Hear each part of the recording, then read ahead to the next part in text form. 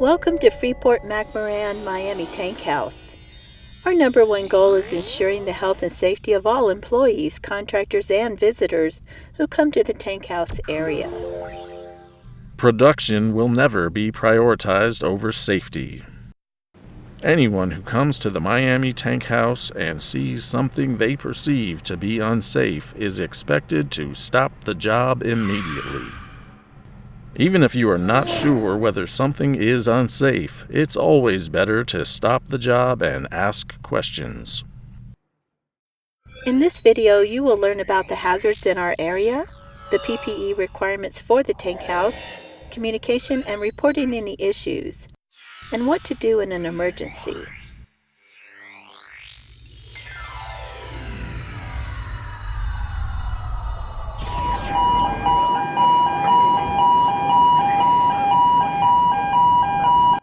In case of an emergency evacuation, all employees, visitors, and contractors must leave the area immediately and report to one of the 2 muster stations. Checking in is critical for making sure we have everyone accounted for and in a safe place away from any hazards. The primary muster station is located at the north end of the employee parking lot. Evacuate to this location unless it is unsafe to get there.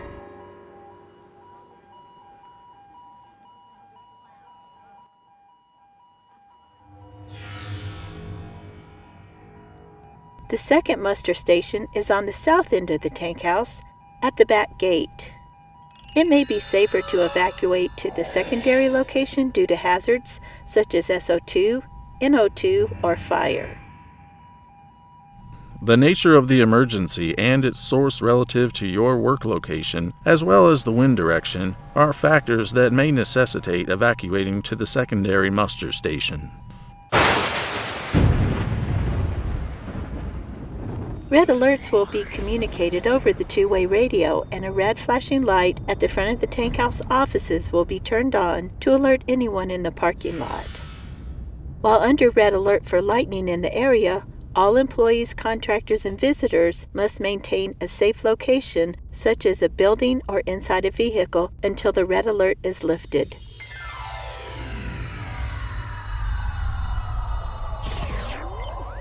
Communication is the key to a safe work environment.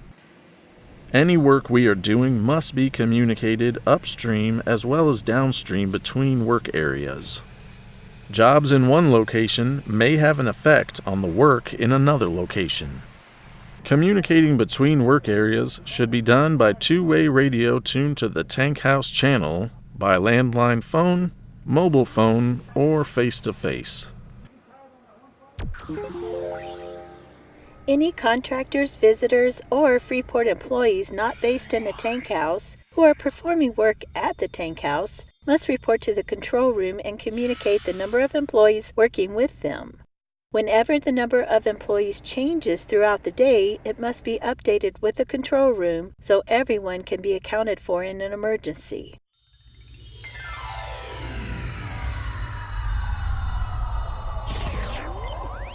The specific area of the tank house you are in will determine the type of personal protective equipment you will need. The PPE required for the outer perimeter of the tank house is a sleeved shirt, pants, hard hat, safety glasses with side shields, and safety boots with toe and metatarsal guards. Mandatory PPE for the tank house building interior, where the cells are located, and the cell line area includes sleeved shirt, pants, hard hat, safety glasses with side shields, EH-rated chemical-resistant rubber safety-toed boots with metatarsal guards, and nitrile gloves with task-specific gloves over the nitrile gloves. The cell line area is defined as 42 inches outside the active cell line and 96 inches above the active cell line.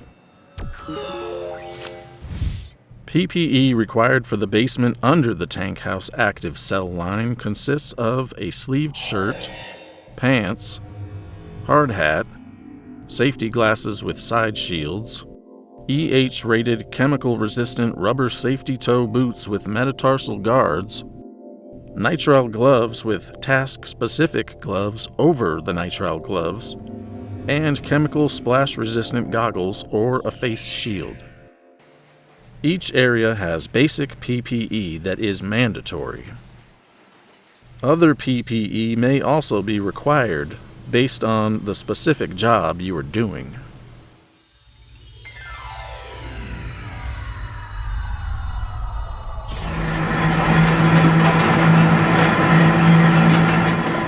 One of the main hazards in the tank house is stray current, even with the power from the rectifier turned off and locked out. All electrowinning tank houses are like a car battery in the sense that they still hold a charge when the power is turned off. Due to potential stray current, only authorized personnel are permitted under the tank house cell line. The basement of the tank house is a restricted area. The center aisle is one of the greatest concerns for arc flash. If you were to connect the cells across the center aisle with any type of conductive material, it would result in an arc flash. Potentially grounded equipment in the tank house poses a shock hazard.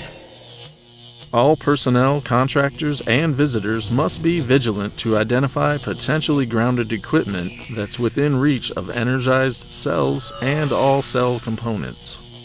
Due to potential grounding, cordless power tools are used inside the tank house cell line, which is 96 inches above, 42 inches outside, and anything below the active cell line.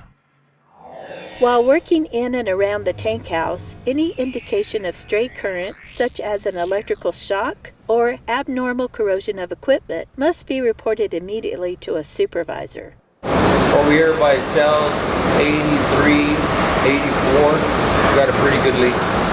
Electrolyte is a liquid conductor and will transmit electrical current from the rectifier if a path to ground becomes available. Buildup of electrolyte and sulfate around and below cells can create unexpected paths for stray currents and must be prevented by timely repairs of leaks and washdowns with water. Extension cords are not allowed in the tank house unless they are ground checked and used with a GFCI-equipped portable generator. If you are using a generator, extension cords, or power tools, you will need an approved permit when in the working zone of the tank house building. Personal electronic medical devices such as pacemakers and insulin pumps are not allowed in the tank house. Metal hand tools longer than 42 inches must have an electrical safe installation coating. Metal hand tools that are 42 inches or shorter still have a potential for path-to-ground shock hazards. Be aware of your surroundings and eliminate all potential path-to-ground issues. When entering the parking lot of the tank house, be aware of semi-trucks being loaded and pulling in and out of the parking lot. When walking into the tank house, be aware of forklift traffic and overhead crane movement. Only enter these areas when necessary for assigned work with prior communication. SO2 and NO2 are also potential hazards by the acid plant effluent system near Tank 11, where the tank house receives weak acid from the acid plant, which we then pump up to the SX plant. When working around this area, you will need to check out an MX6 or MX4 gas monitor with SO2 and NO2 sensors from the tank house control room.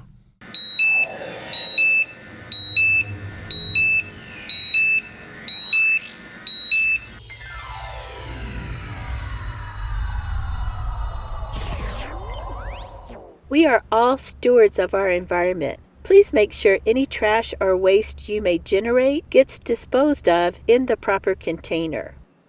Report any leaks or spills to the Miami Operations Environmental Department at 928-473-7005.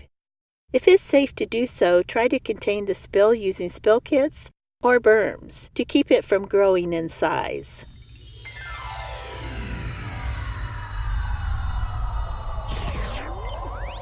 It's everyone's responsibility to be safe, and it is an expectation to stop any job we perceive to be unsafe.